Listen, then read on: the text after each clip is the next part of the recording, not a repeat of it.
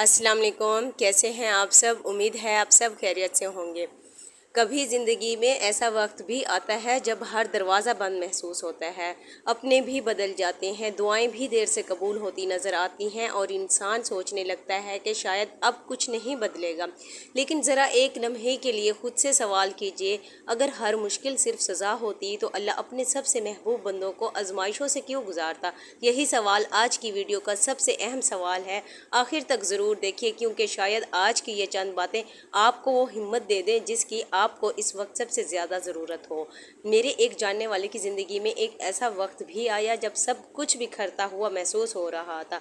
कारोबार में उसे बहुत ज़्यादा नुकसान हो गया था, घर के हालात बहुत ज़्यादा उसके ख़राब हो गए थे, रिश्तेदारों की बातें और हर गुज़रते दिन के साथ साथ उम्मीद भी कम होती जा रही थी।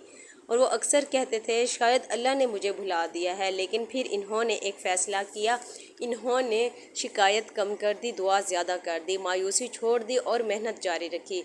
शुरू में कोई तब्दीली नज़र नहीं आई, 1 महीना 2 महीने कई महीने गुजर गए, लेकिन वो साबित कदम रहे। आज जब उनके हालात अल्लाह के करम से बहुत अच्छे हो गए हैं, आज जब वो अपनी ज़िंदगी को देखते हैं तो कहते हैं अगर वो मुश्किल वक्त ना आता तो कभी इतना मजबूत इंसान ना बनता। तब मुझे भी एक बात समझ आई, वाकई में बाज़ औक़ात अल्लाह हमारी ज़िंदगी से आसानियाँ नहीं लेता, वो हमें मजबूत बना रहा होता है। हम सब चाहते हैं कि ज़िंदगी में कभी मुश्किल ना आए, लेकिन हकीकत ये है कि अगर ज़िंदगी में कभी अंधेरा ना हो तो रोशनी की कदर भी महसूस नहीं होती। मुश्किल वक्त इंसान की जो हकीकत सामने लेकर आता है, कौन अपना है, कौन सिर्फ मतलब का साथी, और सबसे बढ़कर हमारा अल्लाह से ताल्लुक़ कितना मजबूत है। जब भी सब्र और हक़ पर डटे रहने की बात होती है तो करबला का वाक़या हमें एक बहुत बड़ा सबक देता है। इमाम हुसैन ने और उनके वफ़ादार साथियों ने इंतहाई सख्त आजमाइशों का सामना किया, लेकिन हक़ और इंसाफ के रास्ते से पीछे नहीं हटे।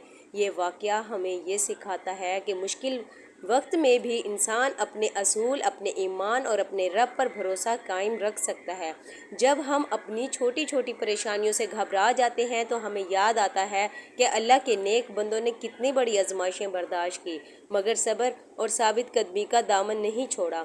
यही करबला का सबसे बड़ा पैगाम है, हक़ पर कायम रहना, सब्र करना और अल्लाह पर कामिल भरोसा रखना। अल्लाह ताला कभी अपने बंदे को इसकी ताकत से ज़्यादा आजमाइश नहीं देता। जो दर्द आज आपको तोड़ता हुआ महसूस हो रहा है, वही दर्द कल आपकी पहचान, आपकी ताकत और आपकी कामयाबी की बुनियाद बन सकता है।